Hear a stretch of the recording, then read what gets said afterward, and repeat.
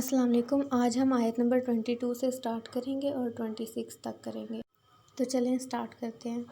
وہی تو ہے جس نے تمہارے لیے زمین کا فرش بچھایا، آسمان کی چھت بنائی، اوپر سے پانی برسایا اور اس کے ذریعے سے ہر طرح کی پیداوار نکال کر تمہارے لیے رزق باہم پہنچایا۔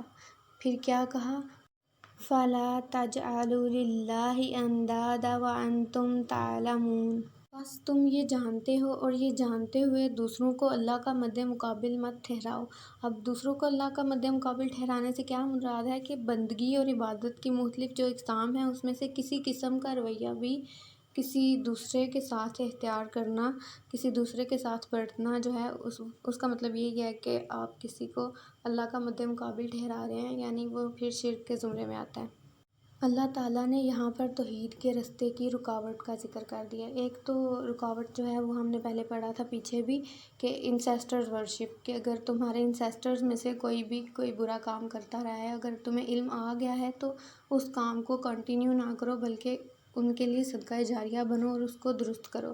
اور دوسری جو رکاوٹ ہے وہ ہے نیچر ورشپ۔ ہم فزیکل لاز کو اتنا مانتے ہیں کہ ہم اس کو مدر نیچر تو کہنے لگ گئے، مگر ہم یہ بھول ہی گئے کہ جو مدر نیچر ہے اس کو کنٹرول کرنے والی اصل میں ذات کون ہے۔ اللہ تعالیٰ نے مختلف چیزوں کو یہاں پر آبزرو کرنے کا کہا ہے۔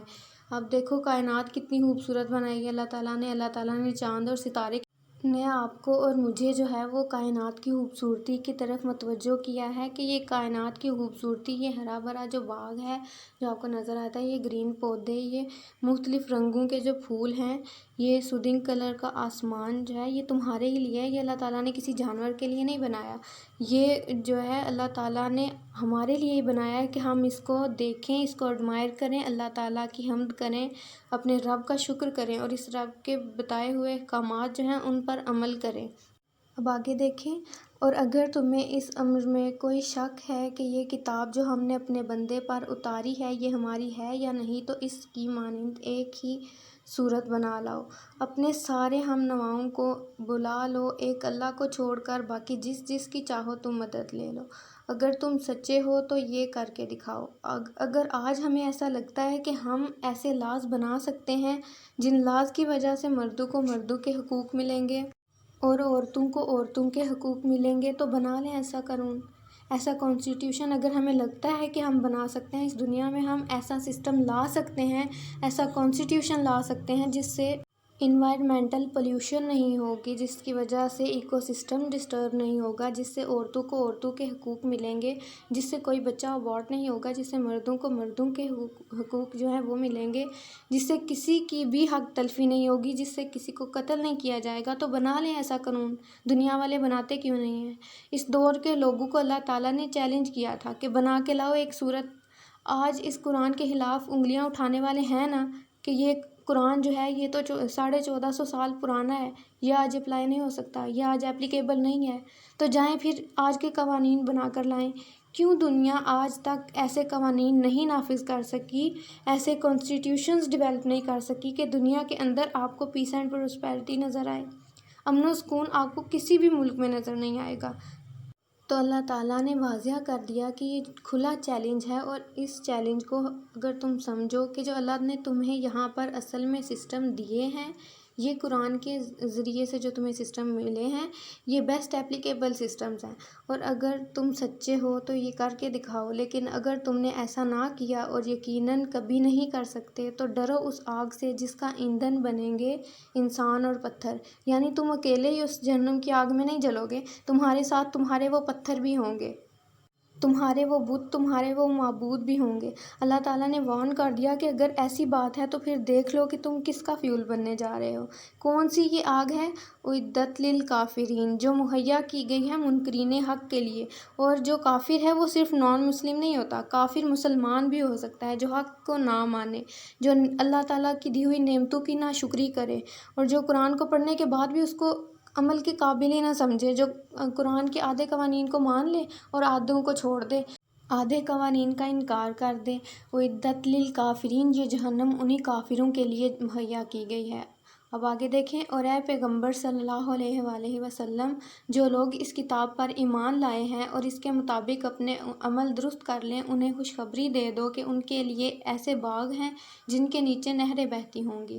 ان باغوں کے پھل صورت میں دنیا کے پھلوں سے ملتے جلتے ہوں گے، لیکن جب پھل انہیں کھانے کو دیے جائیں گے تو کہیں گے کہ ایسے ہی پھل اس سے پہلے دنیا میں ہم کو دیے جاتے تھے۔ رسول اللہ صلی اللہ علیہ وآلہ وسلم کی حدیث کا مفہوم ہے کہ دنیا کے پھلوں میں اور جنت کے پھلوں میں کوئی بھی چیز مشترک نہیں ہوگی، کچھ بھی سیم نہیں ہوگا سوائے ناموں کے، یا بہت زیادہ ہو تو پھر شکل و صورت۔ آپ دنیا میں پھل کھاتے ہیں، شریفہ کھاتے ہیں، آپ کو کیا کسٹرڈ ایپل، آپ کو کتنے جتن کرنے پڑتے ہیں، آپ کو ہر ایک بائٹ میں 4 بیج ملتے ہیں، کیا پتہ جنت کے ایسے پھل ہوں کہ جن کے اندر کوئی بیج ہی نہ ہو۔ خیر، تو یہ اللہ تعالیٰ نے اپنی جنت کا ایک سروے کروایا ہے کہ جنت کے جو پھل ہوں گے ان کا تو کوئی مقابلہ ہی نہیں ہے۔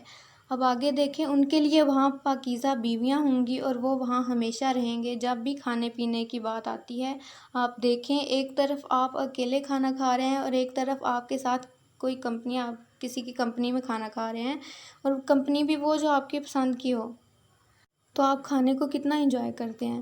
آج کل جو ہے وہ بچوں کو، ٹین ایجرز کو اپنے دوست مل جائیں اور بیویوں کو اپنے شوہر مل جائیں تو اللہ ماشاء اللہ نے کمپنی کا ذکر کیا ہے کہ اللہ ان کو بہترین کمپنی دے گا۔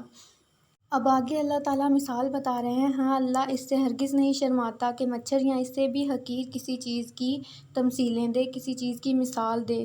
جو لوگ حق بات کو قبول کرنے والے ہیں انہیں انہی تمثیلوں کو دیکھ کر جان لیتے ہیں کہ یہ حق ہے جو ان کے رب کی طرف سے آیا ہے، اور جو ماننے والے نہیں ہیں انہیں وہ ہنس کر کہہ دیتے ہیں کہ ایسی تمثیلوں سے اللہ کو کیا سروکار، یعنی ایٹیٹیوڈ ہے ان کے اندر۔ یہاں ایک اعتراض کا ذکر کیے بغیر اس کا جواب دیا گیا ہے کہ قرآن میں متعدد مقامات پر جو ہے مدعے کی وضاحت کے لیے مکڑی، مچھر، مکھی وغیرہ کی جو مثالیں دی گئی ہیں، تو ان پر مخالفین اعتراض کیا کرتے تھے کہ یہ کیسا کلام الہی ہے، یہ کیسا کلام ہے جس میں ایسی حقیر چیزوں کی مثالیں دی گئی ہیں۔ اب یہ جو ہے یہ ان کے الفاظ نہیں، یہ ان کا ایٹیٹیوڈ ہے۔ اسکالرز کہتے ہیں کہ منافق کا جو رویہ ہے وہ پرابلمیٹک ہوتا ہے، اس کا ایٹیٹیوڈ جو ہے وہ پرابلمیٹک ہوتا ہے۔ اب آگے دیکھیں، اسی طرح ایک ہی بات سے اللہ بہتوں کو گمراہی میں مبتلا کر دیتا ہے اور بہتوں کو راہ راست دکھا دیتا ہے۔ ایروگینس ہے اس کے اندر۔ یہ جو ہے نا کہ اللہ کو ایسی مثالوں سے کیا سروکار، اللہ ایسی معمولی مثالیں کیوں دیتا ہے۔ تو آپ آج دیکھیں کہ سائنس نے اتنی ترقی کی ہے، آپ کے پاس اگر ٹائم ہو تو آپ ہارون یحییٰ کی ڈاکومنٹری دیکھیں مچھر کے اوپر، اتنی ڈیٹیل آپ کو ملے گی کہ آپ حیران رہ جائیں گے۔ آج مچھر سے کتنی بیماریاں پھیلتی ہیں، کتنی تکلیف کا باعث ہے یہ انسانوں کے لیے، اور لوگوں نے اسی کو مذاق بنا لیا۔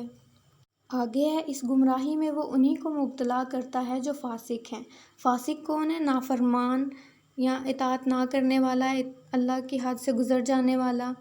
اگلی 5 آیات جو ہے وہ ہم اگلی ویڈیو میں کریں گے، تب تک کے لیے اللہ حافظ۔